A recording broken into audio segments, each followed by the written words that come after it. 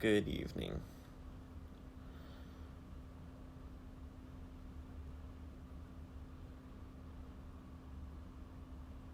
This is a narration regarding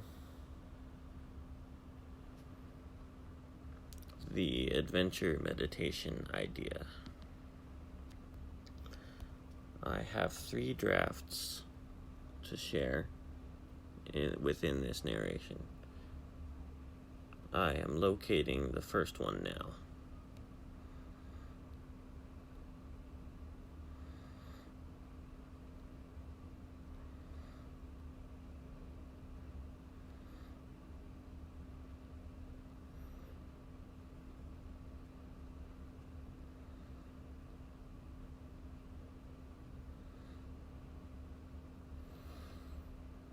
The purpose is the voice of me, left to be discovered only upon someone going looking for it, not because of loneliness, but because of the enjoyment of being a ghost, waiting there to speak directly to a seeker, although I am not here anymore. Like the core joy of opening a surprise abstracted further out, the maker of the gift hides it without knowing when or if the intended recipient will discover it. This is the only way I can convey my message. The only way for you to hear my voice is to go look for it, to take the adventure. The ghost who waits is the insight arrival point after the first 5 Adventure School session pillars. This is where I am making both full lecture and plateau-only versions of my original episodes, plus gameplay episodes with no specific lecture voice, and some random commentary blog-style education monk episodes.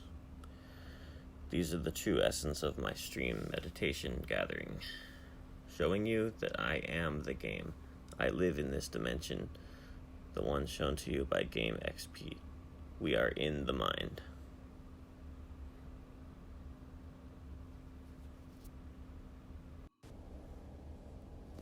Adventure meditation. The definitive origin point in the adventure basics. Premise, which progressed, spiraling into a new shape. Monk education, adventure school. Question: is World of Warcraft worth it to play now that it's 2019? Answer: if you appreciate adventure games that grow your mind, yes. In my opinion, the world needs this game. It is still new, and no newer iteration has been innovated at all. This is still the newest example of such a game that we have. Twitch metrics and server populations show that very clearly. It shows that gamers as a group have a sensibility to this. I want to explain 3 aspects of this game which, in my opinion as a philosopher and wellness shaman, are done better and more massive than any other game or mind growth tool yet discovered. Item 1. Long walks and distances. I call this the field trip aesthetic, and specifically highlighted because boredom itself is a brain-cleansing state. In my overall video game benefits reflection, I have always described wandering as the feeling invoked by being a very small persona navigating an extremely large and breathtaking environment. It takes forever to go somewhere and do the thing. That is one of my definitions of fun. Number 2. Discovery of treasure. The boons and dangers of each place you can find. Exploration as an experience of relationship building with both spaces and your friends and family is extremely cognitive. Quest givers invite you to head toward a specific corner of an area and search for an objective. The entire game is built to create learning and growing expertise as you traverse back and forth between hub places and the corners of the environment. Growing more and more familiar with one place feels empowering. You then reset as you complete an area with high repetition and master it, arriving at the next. You might spend hours in one spot fighting its foes, trying to collect a resource or item that you need to wield, or something similar. The physicality of resources is vivid because of this. The act of gaining familiarity in either the dungeon paths, enemy behaviors, and overall world spaces is the rewarding feeling that adventuring has. Leveling up is represented by experience, but the real level up takes place in the player, oneself, because the game is designed in every single detail to allow this to occur with a player too, with interaction built in. The roles of the educator and the noob emerge. As long as some higher experienced players are there trying to be educator, vibrance is felt by all. Item 3. Standing still, reflection, and rest feature. This is the glorious feeling of stopping after hours of gathering along a route, a 2-hour Wailing Caverns dungeon endeavor where your team got lost twice on the way to the last 3 bosses and every single inventory slot is full. 3 completed quests have destinations in 3 different areas.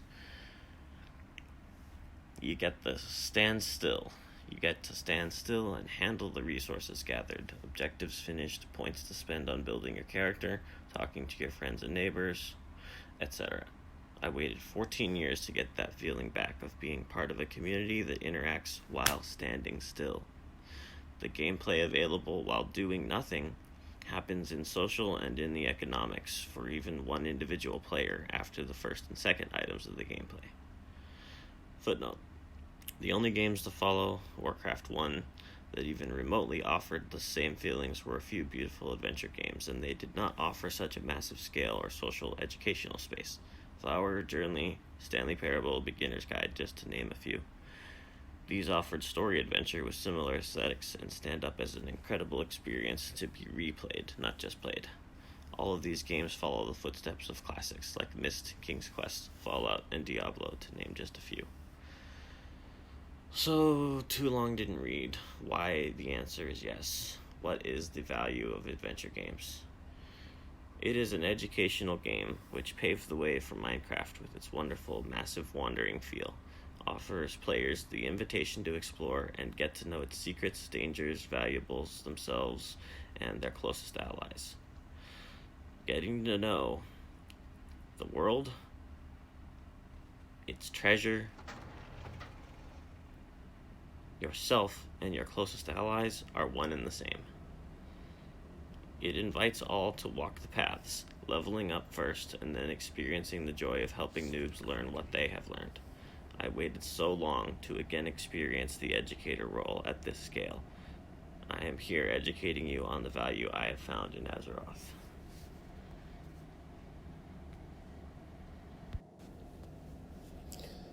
Third segment. Adventure Meditation Explanatory Draft. From the moment the idea comes to life.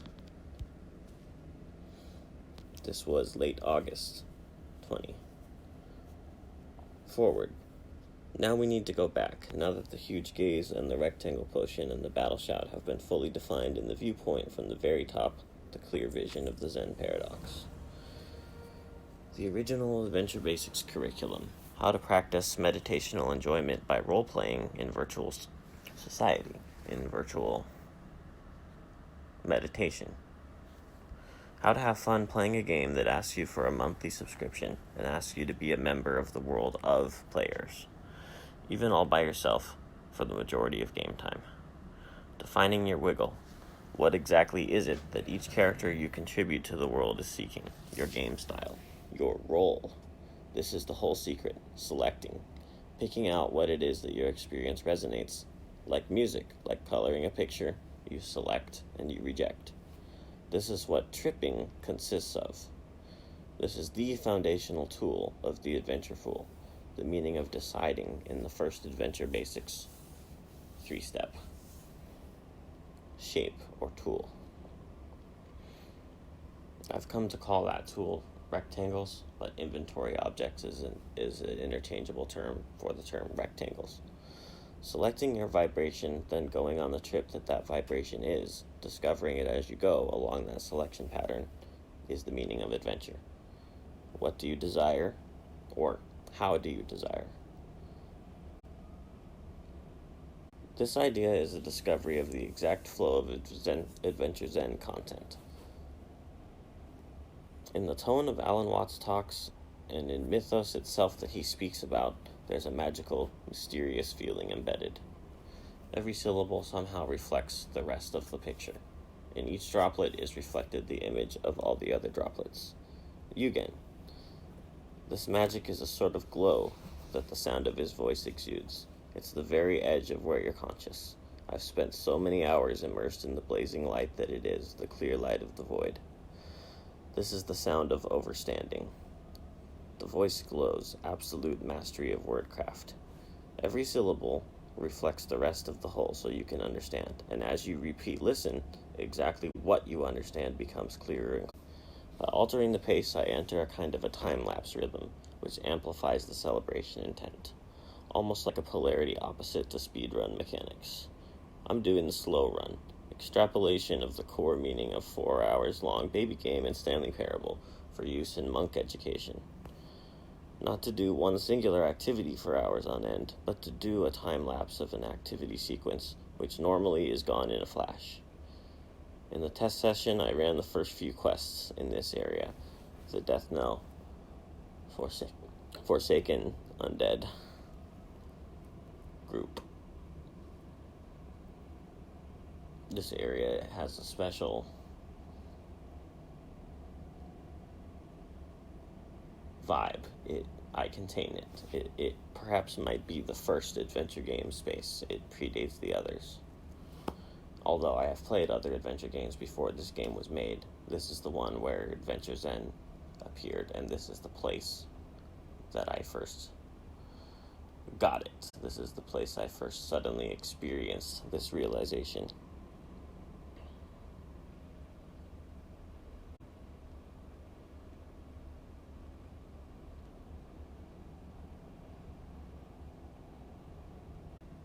Chat log from the stream where the idea rolls forth, and it is included in this narration as the finish point, the arrival point. It is about my creative arrival point as a mystic who has discovered the craft, what exactly it is I am making, how it's made, what it's supposed to be, and what its value is. Conclusion. Adventure meditation, arrival point. It is so wonderful to be aware, to see now for its full reality without the illusions, the three bamboozles. I'm working on monk education, 3 episodes to conclude this adventure school session. It's a meta-conclusion arrival point using my story drafts and insight seeds gathered up over the past year as I've been discovering what education really is. Monk education, the guide to adventurer philosophy, this mystic identity that I contain, Fool the Great. I'm extremely finished understanding.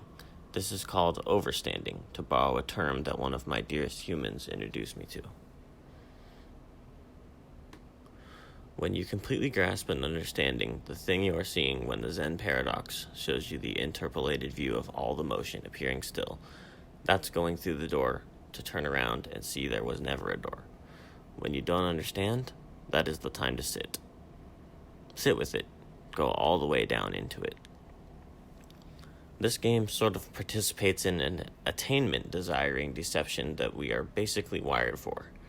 Getting XP, gaining level, gather currency. But it's a koan. It reveals something to the ones who go all the way down into the adventure and see through the attainment into the true meaning of action for contemplation. When I started creating adventure philosophy content, I had 2 basic ideas to convey: the battle shout and the adventure basics process, tripping as a tool for revealing yourself. The intent of the battle shout, to undo suppression and gain vision of you. The adventure basics are as follows: deciding, going, and doing. Altogether, being. Eventually I realized I'm not going anywhere. I'm just wandering in this little triangle. First to gain awareness, then contemplation/celebration, and then creating. So the pillar about creativity became a fully formed element of monk education. But Adventure Basics as an origin point is really about how to enjoy the game of being by deciding how you will play it, and then following the path that is what you decided. It's character creation, then exploration within the specific elements that were selected. You select and reject because you can't choose all of the things. You select a few and see how playing the game with those selections sounds, feels, and is. What do you desire? Or how do you desire? In Stanley Parable, there are some significant moments where the instructions are to just stop where you are forever. This is the basic sub-premise in the deciding pillar. It means deciding not to be stopped still, to flow onward rather than resist the motion of life. The key is you can't make a mistake. All methods of flowing are available. You can play any of the notes, but you need to select what ones to play and how to combine them. That's your wiggle, the vibration you are resonating. They are all you.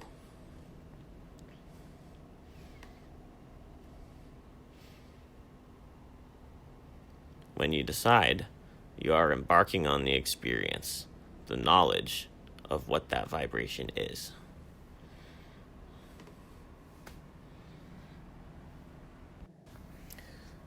In Stanley Parable, there are some significant moments where the instructions are to just stop where you are forever.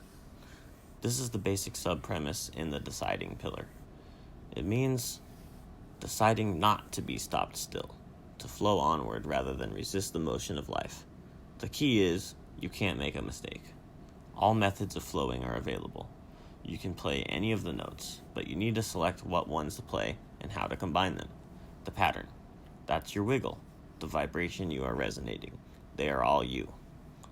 When you decide, you are embarking on the experience, the XP, the knowledge of what that vibration is. So doing that is the primary center function in radical creativity, meaningful constraint, iteration, and removing what it isn't. Iteration means flowing on and on. You keep making it and making it to reveal what it is. It's you. You are it. We see it. We do it. We are it. The treasure found after you battle the enemies and the boss. The adventure process came forth from that premise within the battle shout and becomes adventure school further along the insight path.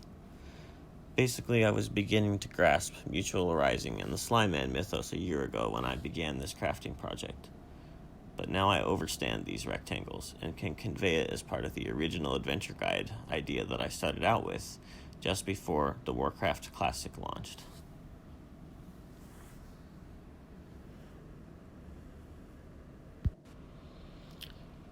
Final. The creative arrival point.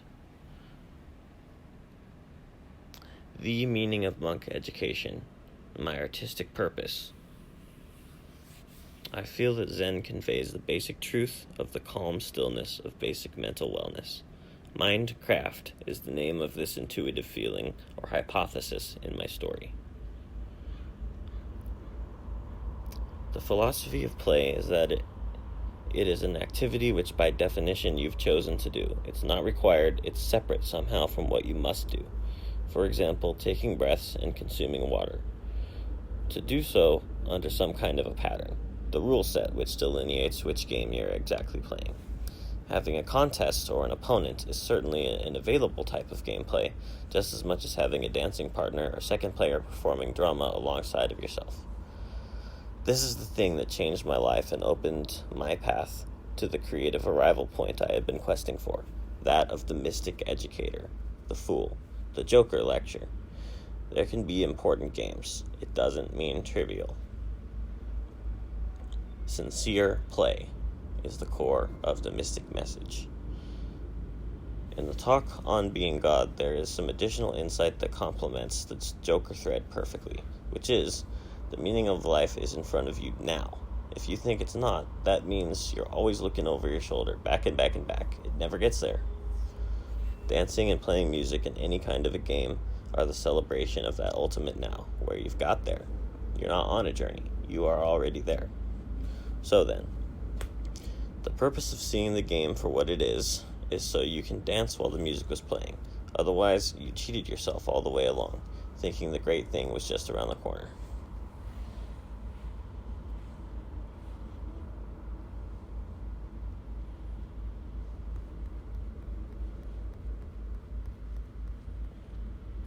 Final thought.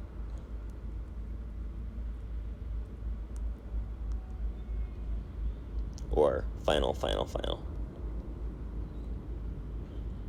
I now have to find it because I thought it was in that note, and it was not.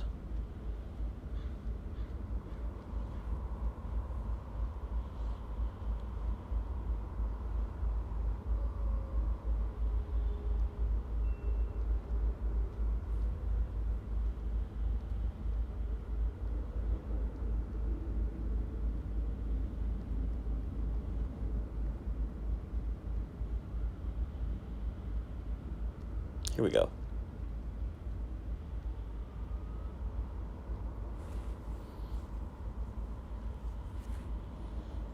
The narrative voice of me, regular me, is trying to deobfuscate this to explain that I can't teach you how to do this, but my entire project is to amplify your seeing you, because I don't exist unless you're seen.